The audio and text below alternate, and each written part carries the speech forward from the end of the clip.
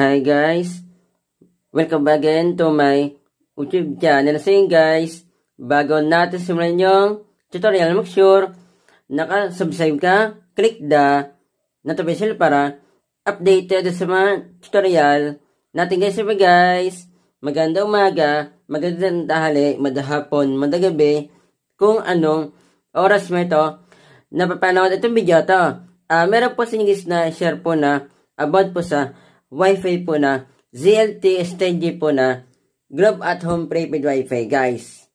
Shoutout po sa mga naka-SIM-based guys na katulad ko po ha. Siyempre, hindi na po halos lahat guys ay meron pong pampakabit po guys ng fiber guys. Napakamahal po kasi guys ng monthly po nila.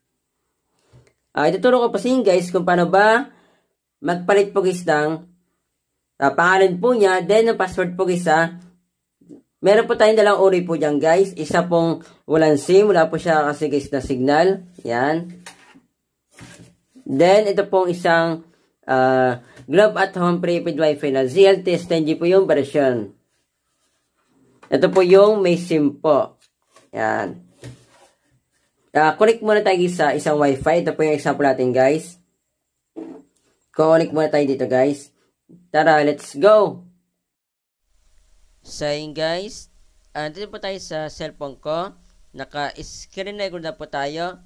Di balay po, pupunta po tayo dito sa Wi-Fi po ng Globe at Home Prepaid Wi-Fi na ZLT STG para po makakonect po tayo at makapunta po sa dashboard guys. Para lang po ito sa mga naka-Android phone or tablet, iPhone, iPad. Tsaka po guys ito nga palang tutorial na ito guys para po ito sa mga naka-ZLT STG po na version po niya guys na Globe at Home Prepaid Wi-Fi na hindi po offline po guys na ayun po ginagamit guys.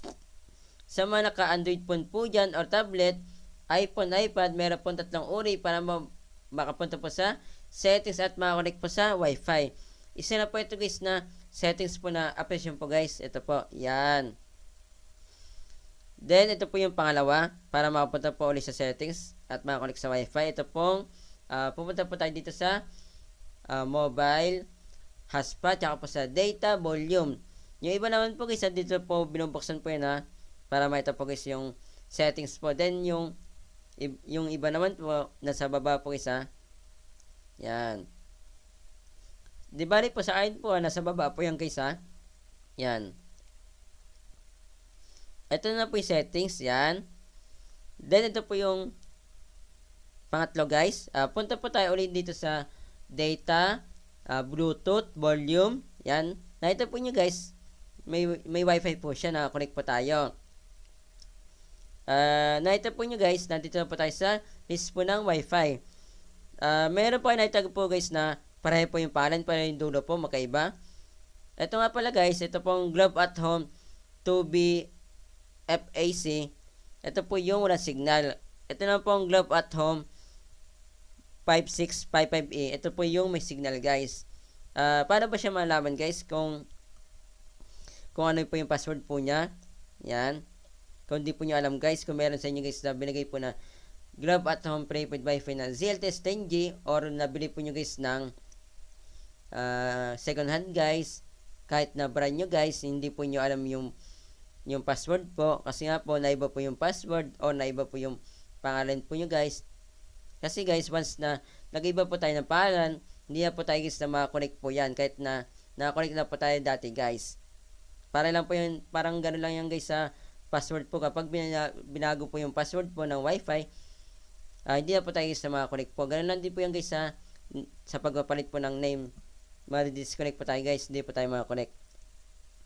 Bigyan po natin guys yung Wi-Fi para makakonect po tayo dito sa ZLT STG guys. Tara, let's go! So yun guys, andito po tayo sa Wi-Fi po na Globe at Home Prepaid Wi-Fi na version po niya ZLT STG guys. Nakabidyo na po tayo paano ba malaman guys kung ano po yung password po ng Globe at Home Prepaid Wi-Fi na ZLT STG? Dito po sa ilalim po guys dito. Yan. Ito guys, hindi na po natin tinignan dito kasi nga po, nabura na po siya. Na-stack lang po kasi ito guys sa pisang ko po, binigay lang po sa akin.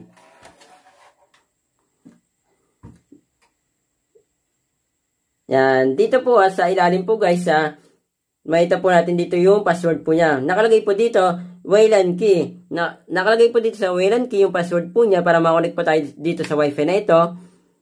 59FDD2D1. Malaki letter po yan guys Doon po niya makita guys WLAN key. Paano guys? Kung binago po yung password po niya, kahit na nilagay na po natin guys yung password dito na ito po natin guys dito sa WLAN key. Ito po yung gagawin po natin guys para gumana po guys yung nilagay pa natin guys na WLAN key. Kasi nga po, baka kasi guys yung nilagay po natin ay pong gumana. Kasi nga po nakabago po yung password po niya guys. Punta na po tayo dito sa likod po. Kaya po meron po siya guys na dalawang uri po yung pinakita ko po sa inyo. Ganito po siya guys. Paano ba malaman kung na-reset na po siya? Kasi guys, once na nireset po natin guys yung wifi na ito, kahit na anong wifi, babalik po siya guys sa dati. Kumbaga, para siya guys na brand new. I-reset natin guys. Ito po yung pan-reset po niya guys Kumuha lang po kayo ng matulis po na bagay guys. Katulad po sa akin guys, ito po yung matalim po sa akin guys sa matulis. Ito po yung may-ari sa kanya guys Ito po yung walang signal guys kasi wala po siyang SIM. Yan.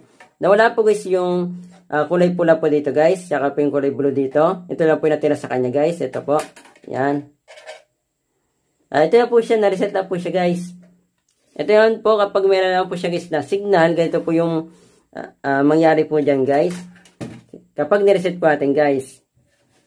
Meron po siyang signal guys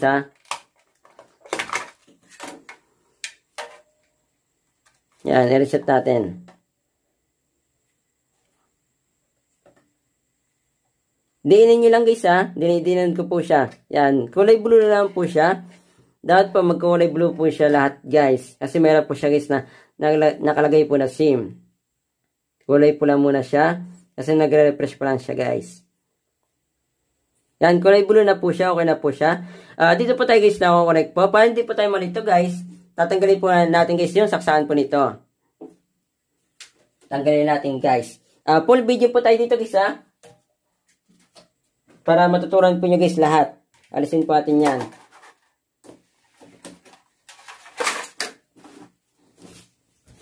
Connect na po tayo dito guys. Para makapunta po tayo dito sa dashboard na ito. Tara, let's go!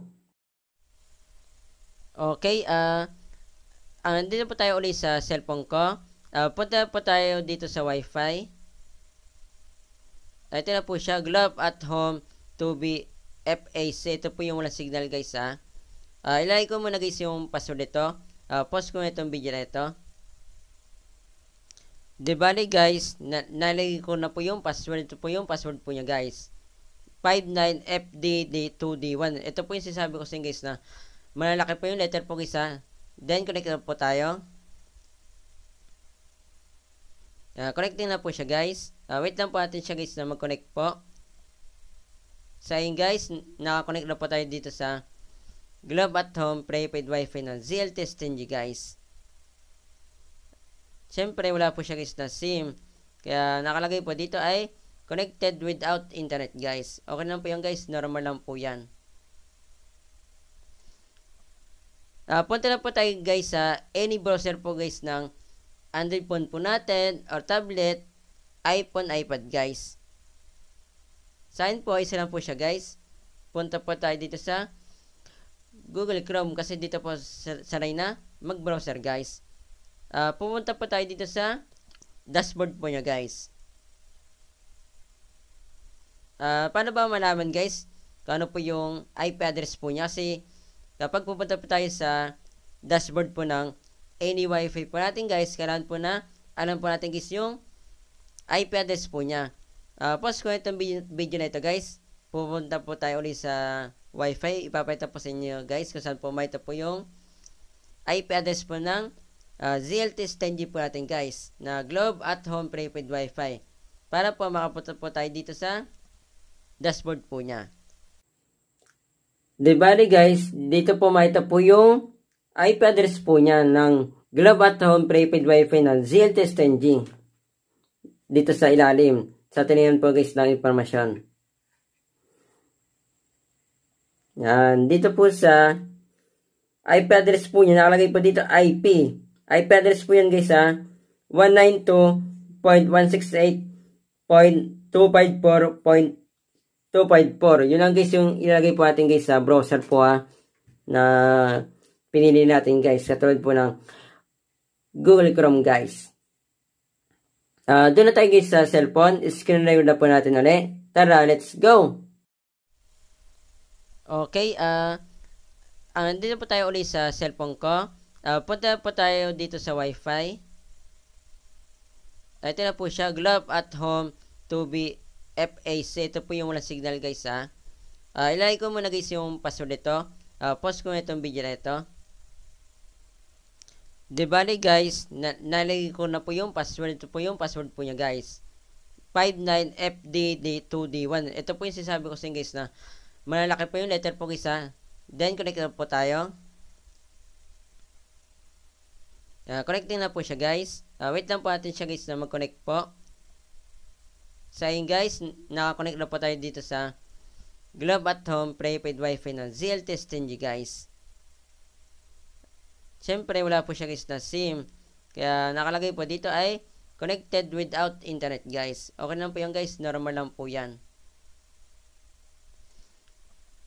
Punta na po tayo guys sa any browser po guys ng Android phone po natin or tablet, iPhone, iPad guys. Sa akin po, isa lang po siya guys. Punta po tayo dito sa Google Chrome kasi dito po sanay na mag-browser guys. Pumunta po tayo dito sa dashboard po niya guys. Paano ba malaman guys kung ano po yung IP address po niya? Kasi kapag pupunta po tayo sa dashboard po ng any wifi po natin guys, kailangan po na alam po natin guys yung IP address po niya. Pause ko itong video na ito guys. Pupunta po tayo ulit sa wifi. Ipapakita po sa inyo guys kung saan po may ito po yung IP address po ng ZLTE 10G po natin guys na Globe at Home prepaid wifi. Para po makapunta po tayo dito sa dashboard po niya. Type po natin dito guys. Dito po natin ito type po ha. Hindi po dito guys ha. Type po natin dyan ay 192.168.254.254. Yan. Di bali po, madadirect po tayo sa dashboard po guys ng Globe at Home prepaid wifi na ZLTE 10G po yung version po niya. Ito na po siya. Yan. Slide lang po natin. Makita po nyo guys, wala po talaga siya guys na signal po. Kasi nga po wala po siya guys na SIM. Kaya po nakalagay po dito ay limited service po. Ito na po guys yung kasagutan po nyo guys kapag magtatanong po kayo sa akin guys kung okay bang gamitin po yung wifi po na walang signal kapag magpapalit po kayo ng password or yung pangalan po niya guys. Punta po tayo dito sa login. Dito po siya guys sa gilid lang guys. Yan. Login natin. Then yung username po niya. Then yung password po niya. Ipapakita ko muna ulit dito guys sa wifi po ulit. Bibidyoan po natin guys ano po yung username po niya tsaka po yung password. Tara, let's go. Di bali guys, pupunta po tayo ulit dito sa baba po niya guys. Sa mga impormasyon.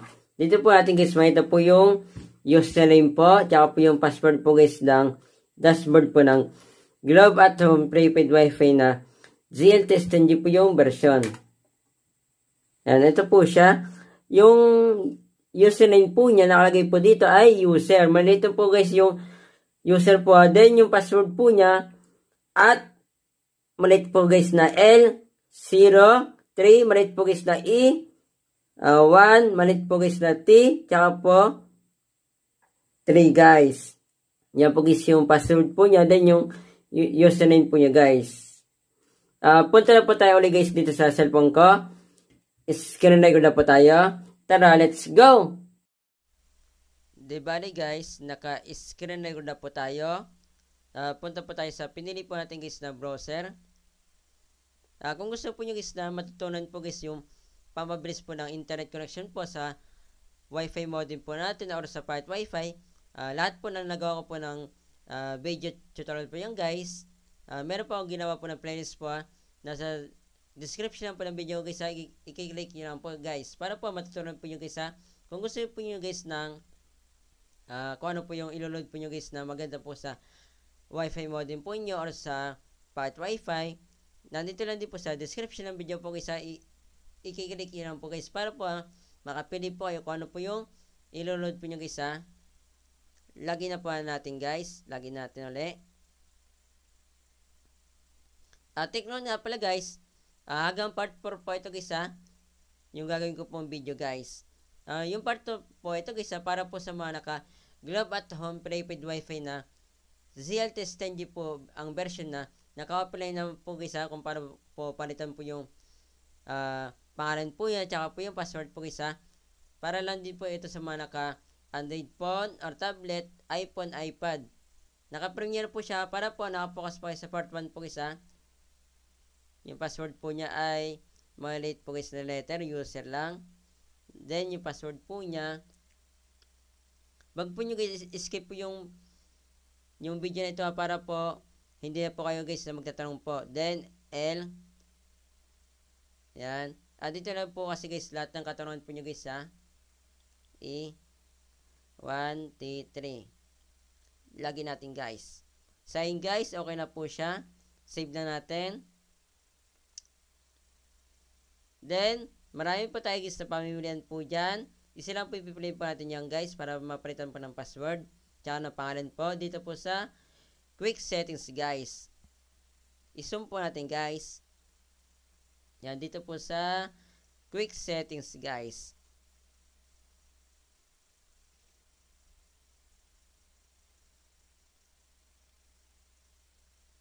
Then, ito na po siya. Nakalagay po dito, guys.